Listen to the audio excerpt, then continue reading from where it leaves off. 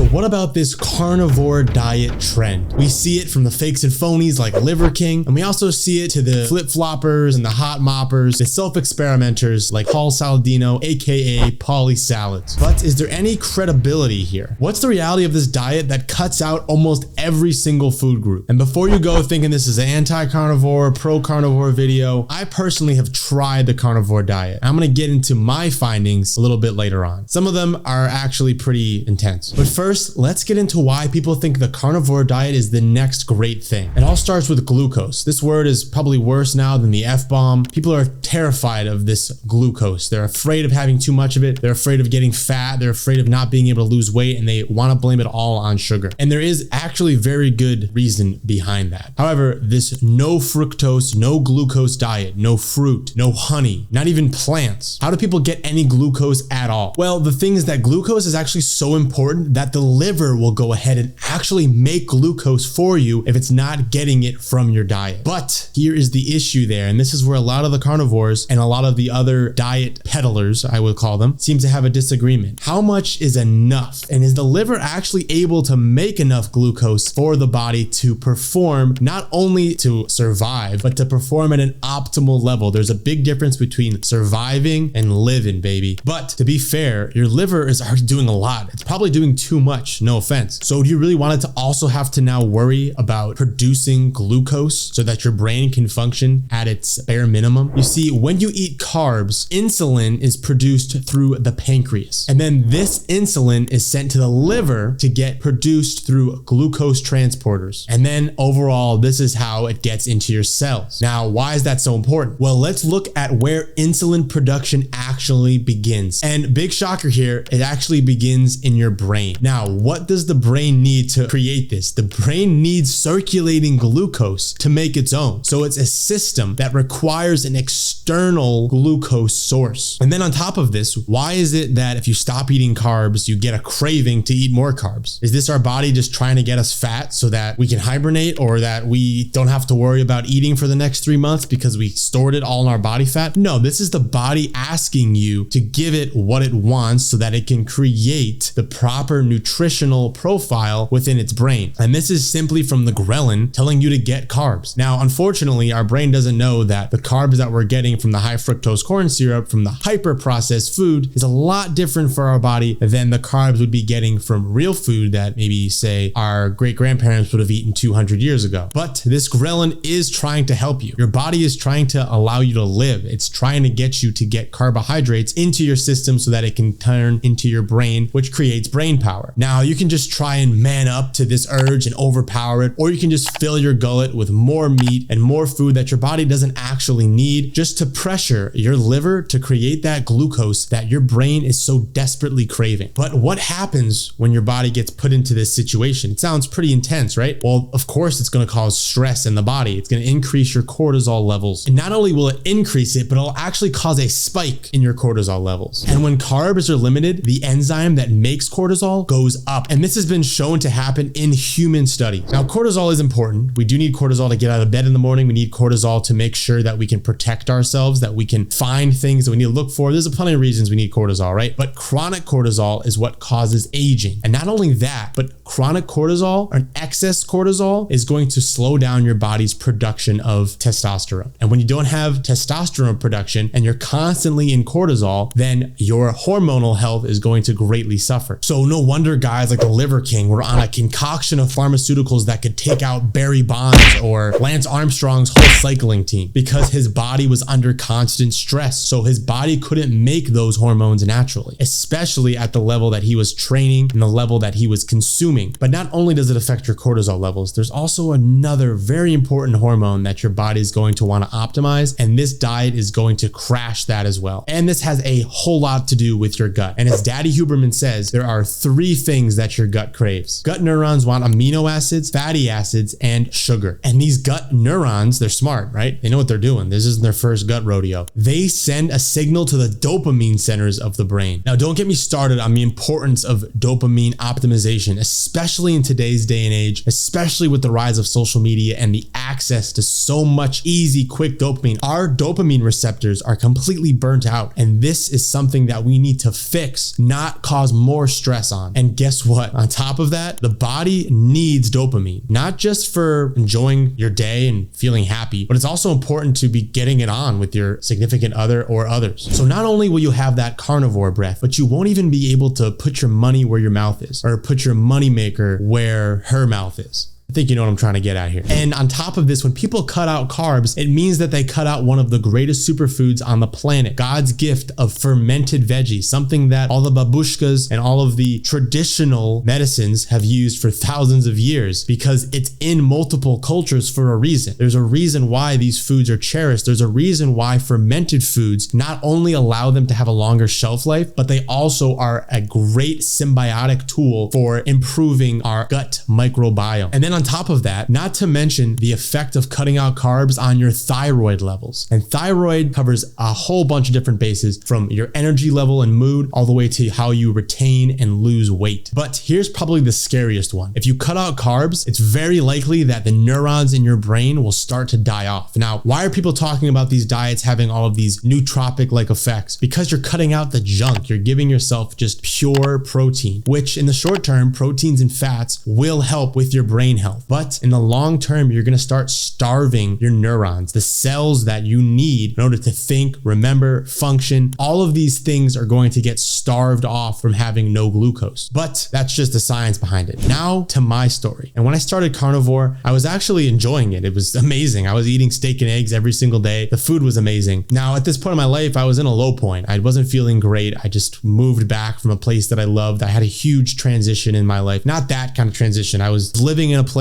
that I really enjoyed, and then I had to move back to a place I didn't enjoy. And it was just, life just came crushing down on me. I did a whole 180. I thought I had it all figured out, and I decided to go carnivore. Now, what happened here? Well, in the beginning, I actually felt great. I was actually able to take care of myself and improve my health. And I was also sneaking in some greens here. I was sneaking in some carbs. This was through greens powder, through a power shake. And what happened here was that I noticed that when I had carbs, my day was pretty good. I felt pretty nice. I was happy. I had energy. But when I wasn't consuming those carbs, when those carbs wore off towards the middle of the end of the day, because I would consume them in the morning, I was having a whole different plethora of issues. I'm talking my libido was gone. I was sad, unmotivated, always tired. I couldn't get anything done. I could only get work done in the mornings or work out in the mornings. And then the afternoons, I wasn't doing anything. I was unproductive. I felt like a sloth. I was just sitting there, just hoping I wasn't going to, suffocate in my own drool. So what is the best way to go about this? Are you just going to start mainlining glucose, taking those glucose goos that all those endurance athletes chug down? No, that's a great way to gain weight and build insulin sensitivity. And that's also what you don't want, especially if you're trying to lose weight or you like to keep shape. The trick here is that you eat enough protein, carbs, and fats to be fully satiated. And I'm talking fully satiated S3 actually, fully charged, and fully focused. If one of those is off, it's probably a good idea to play around a bit. And I go into more reasoning